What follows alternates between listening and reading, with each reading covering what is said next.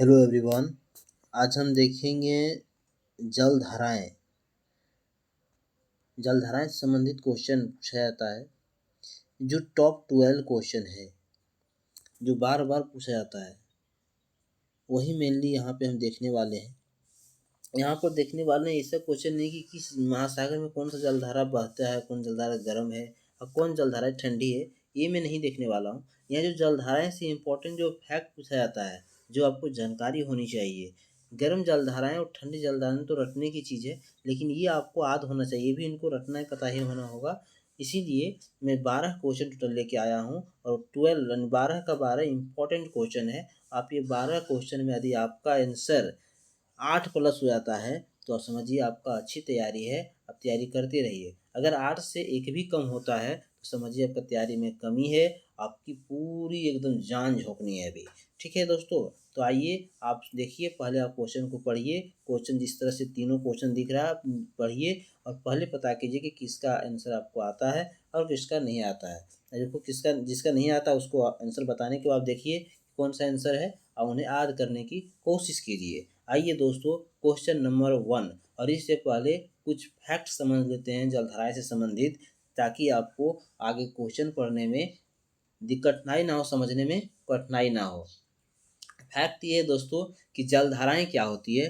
तो जिस प्रकार से देखते हैं हम लोग नदी में क्या होता है कि नदी में हम लोग देखते हैं कि पानी जो जल जो है वो एक साइड बहता है, ठीक है, ऊपर से नीचे की ओर बहता है। इसी प्रकार महासागर में देखने से नहीं लगता है कि कोई जलधारा है, लेकिन महासागर में भी अलग अलग जलधाराएं बहती है, ठीक है। उसी में से कुछ ठंडी जलधाराएं और कुछ गर्म जलधाराएं। तो कौन सा ठंडी जलधाराएं हैं, कौन सा गर्म जलधाराएं हैं, क्यों है, इसके बारे में समझते हैं।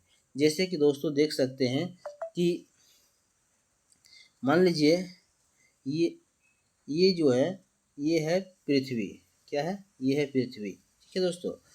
और ये है पृथ्वी को हम लोग जानते हैं कि जो पृथ्वी के दो बराबर हिस्सों में जो डिवाइड करता है उसी को हम लोग कहते हैं, क्या कहते हैं, यानी एक सेकंड रुक जाइए। जो पृथ्वी के दो बराबर हिस्सों में जो डिवाइड करता है उसे कहते हैं हम लोग, देखिए ये हो गया आपका पृथ्वी, ठीक है, और ये हो गया भूमध्य रेखा। तो पृथ्वी के जो दो बराबर भागों में जो डिवाइड करता है उन्हें हम लोग कहते हैं विषुवत रेखा। या तो उन्हें कहते हैं हम लोग कि 0 डिग्री अक्षांश। दो नाम है, या तो विषुवत रेखा कहिए, भूमध्य रेखा कहिए, या 0 डिग्री अक्षांश कहिए। ये वैसा काल्पनिक रेखा है जो पृथ्वी के दो बराबर भागों में डिवाइड करता है, ठीक है। और इसमें क्या है कि यहाँ पे जो निम्न अक्षांश है 0 से बढ़ते जाता है इस तरह से, ठीक है।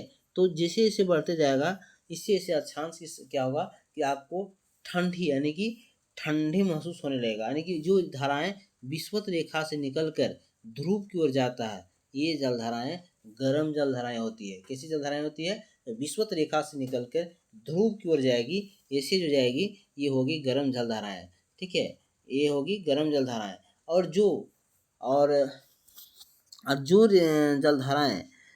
जलधाराएं जैसे कि आप देख सकते हैं, यहाँ पे ले लेता हूँ, ये पृथ्वी है, ठीक है, और ये है विषुवत रेखा, ठीक है। तो जो जलधाराएं ये ध्रुव से निकल के और विषुवत रेखा की ओर जाती है ये हो गई आपकी ठंडी जलधाराएं, ठीक है। ये इतना कॉन्सेप्ट था दोस्तों, ये आपको आना चाहिए। इसके बाद आपकी क्वेश्चन पर हम चलेंगे कि कौन सा क्वेश्चन मोस्ट इम्पॉर्टेंट क्वेश्चन है।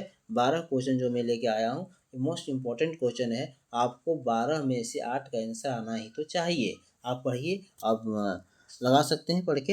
अब आइए क्वेश्चन नंबर 1 से शुरू करते हैं कि विश्व की सबसे तेज बहने वाली महासागरीय जलधारा कौन है। दोस्तों ये क्वेश्चन कितना बार पूछा गया है और आगे क्वेश्चन का आपका पढ़ने से ही पता चलता होगा कि कितनी इम्पोर्टेंट क्वेश्चन है, ठीक है। कि विश्व की सबसे तेज बहने वाली जलधाराएं कौन सी है। तो दोस्तों जो गल्फ स्ट्रीम जलधारा है, कौन सी जलधारा? गल्फ स्ट्रीम, ठीक है। ये अटलांटिक महासागर की जलधाराएं हैं और गल्फ स्ट्रीम जो जलधाराएं हैं वो सबसे तेज बहने वाली महासागरीय जलधाराएं हैं। आइए क्वेश्चन नंबर 2 हम देखते हैं कि निम्नलिखित में से कौन सी महासागरीय जलधाराएं यूरोप का गर्म कम्बल कहा जाता है। दोस्तों यूरोप का गर्म कम्बल जो जलधाराएं हैं, कहता है निम्नलिखित में कौन सी महासागरीय जलधाराएं यूरोप का कम्बल कहा जाता है। दोस्तों क्वेश्चन पढ़ने से पता चलता है कितना इम्पोर्टेंट क्वेश्चन है। तो इसका भी आंसर ऑप्शन नंबर सी है। गल्फ स्ट्रीम जलधारा को यूरोप का कमल कहा जाता है। ऑप्शन नंबर 3 में आइए, निम्नलिखित में से किस जलधारा को क्रिसमस के बच्चे की धारा कहा जाता है? तो जो क्रिसमस की जो बच्चे की धारा है दोस्तों, ये जलधारा अल नीनो जलधारा है।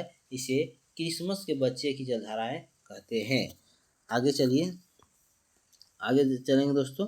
आगे आगे क्वेश्चन नंबर 4 से देखेंगे। क्वेश्चन नंबर 4 कह रहा है, क्वेश्चन नंबर 4 कि वह कौन सी सबसे बड़ी धारा है जिसे काले पानी की जलधारा कहते हैं? तो जो क्यूरोसियो धारा है दोस्तों, इसे काले पानी की जलधारा कहते हैं और इसे जापान की जलधारा भी कहा जाता है। ठीक है दोस्तों, इसे जापान की जलधारा भी कहा जाता है। इसे जापान की जलधारा भी कहा जाता है। यानी ऑप्शन नंबर 5, क्वेश्चन नंबर 5, जिनमें से जलधारा को हम्बोल्ट की जलधारा तो पेरू की जलधारा, ऑप्शन नंबर 1 पेरू की जलधारा को हम्बोल्ट की जलधारा कहते हैं। क्वेश्चन नंबर 6, महासागर में जलधाराएं के बनने के क्या कारण है? महासागर में क्यों जलधाराएं बनते हैं? तो वायु दाब एवं हवाएं के कारण, पृथ्वी के परिभ्रमण और गुरुत्वाकर्षण के कारण, भूमध्य रेखीय एवं ध्रुवीय प्रदेशों के असमान तापमान के कारण। दोस्तों ये सभी कारण है महासागर में जलधाराएं बनने की।